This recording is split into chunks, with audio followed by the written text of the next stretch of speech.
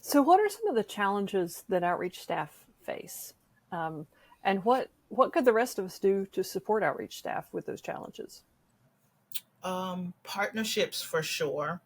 I will say the difference between working with like emergency shelter in-house guest and unsheltered guest in outreach is the community supports that they have. Like sometimes it's really advertising myself to be able to get people to assist the unsheltered. The number one resource I always like to tell people to try, if there is like a commercial gym, a lot of the times I would speak with like the management. I'm like, listen, this is what I do. Here's my business card. Here's the address to where I work, and really go down of what I did as an outreach worker. And if they had showers, I'm like, would you be willing to, if I came with this person during my business hours and they were I'm right here, so on and so forth, they're not going to start walking around the gym and doing A, B, and C, would you allow them to shower? And I give them the benefits of allowing them to do this. I want to start helping them with employment, but they need to get clothing and they don't have access to a shower right now. So being able to shower, if not every day, every other day, it would be very helpful.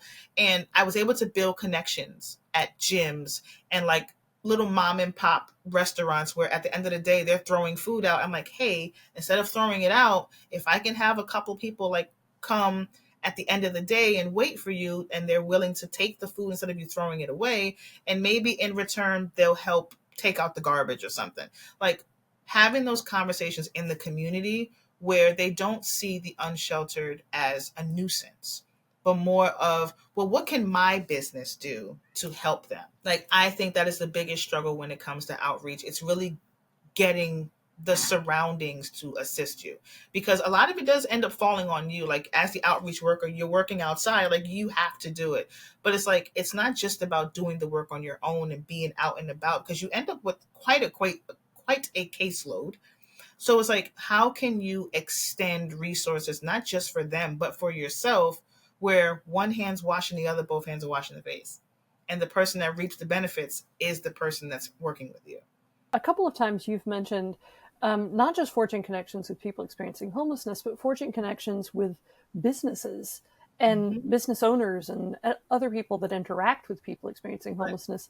How do you start those conversations? When you're starting those conversations, that becomes more of, have you heard of? Do you know what an outreach worker is? And 1,000,000% of the time, it's no. What is that? And it's also respecting the business person's time. Like I wouldn't go somewhere like during lunchtime. Either no one's in the building, or depending on what kind of establishment it is, they're busy. So it's really gauging that as well, because now it's not just outreach to house an unsheltered person, you're also outreaching for resources. And to do that, it's really having that conversation of not so much of, this is what your business does and I need you to help me do it, but this is what the benefit of your business will be for the next person. Not everybody wants to hear that, oh, homelessness is a problem. They know that. That's a harsh reality. Sometimes it's switching their perspective to, if you assist with this, this is the benefit. This is how it benefits the person. This is how it benefits you.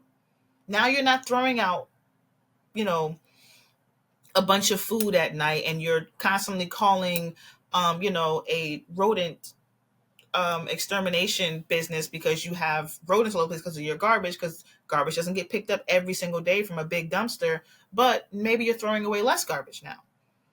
Now you have someone coming by like, oh, I will help you with A, B, and C if you don't mind giving me the remaining of your food at the end of the night. You'd be surprised how many of them are willing to be like, oh, that's not a problem. I don't mind doing that.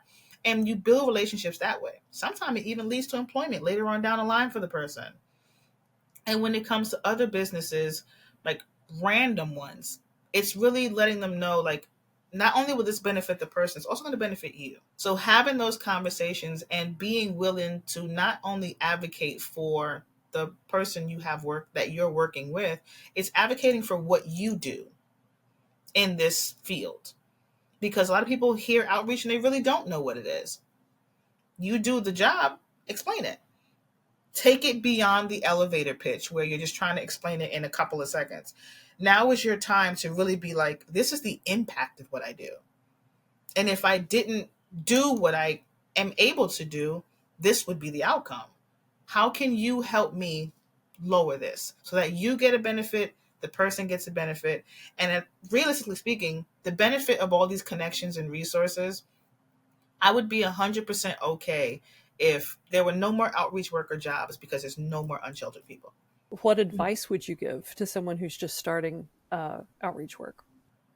It'll change your life for sure.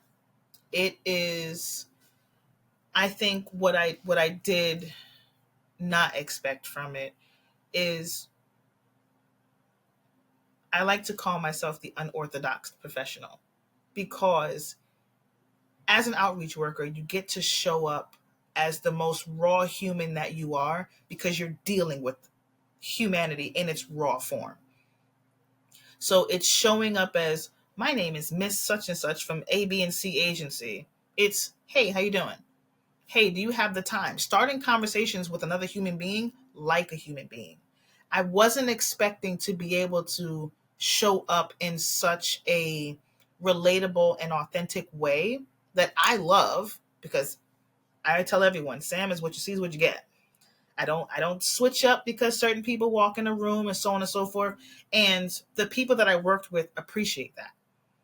It wasn't a, I'm one way with them because we're standing on the corner talking, and now the executive director has walked by and now my behavior's changed. They can appreciate how authentic you can be, and just that level of comfort. When you're in certain programs, you can hear the guests say, I know this is your job, but you don't hear that in outreach. Because now they see you as a peer almost, which I would say is a compliment. Because I want you to see me as someone that sees you the same. Where if it was a need that I had, these are the things that I would do to get it done. So now that I see that it's a need that you have, these are the things I want to support you through to get it done. So let your creativity flow. Yes, creativity is your superpower when it comes to outreach. And it's 100%. and it's a skilled job. Mm-hmm. It is a very highly skilled professional job, and not, I know in some places it's treated as entry level work, but it really is not. It's far from it. Yeah. If you treat it like entry level work, then you're not going to get the results that not only you want, you're not going to get the results that the people you work with need. It's far from a less than job. There are, to your 100% point, there are skills that you develop doing outreach work that you didn't even realize you had or that you needed. Like, yes, you do the same, like paperwork and so on and so forth, but the conversations you have, the way you have to have them, the way you have to show up, like, and we're not even going to get into having to navigate certain terrains to get to people, but it's like, it's there's a level of excitement to it because it's the least cookie cutter thing you can do when it comes to homeless services. Well, thank you so much for your time. I really appreciate it, and I can't wait to share this conversation with our audience. I think people are going to get a lot out of it, and just thank you again. Thank you. Appreciate it.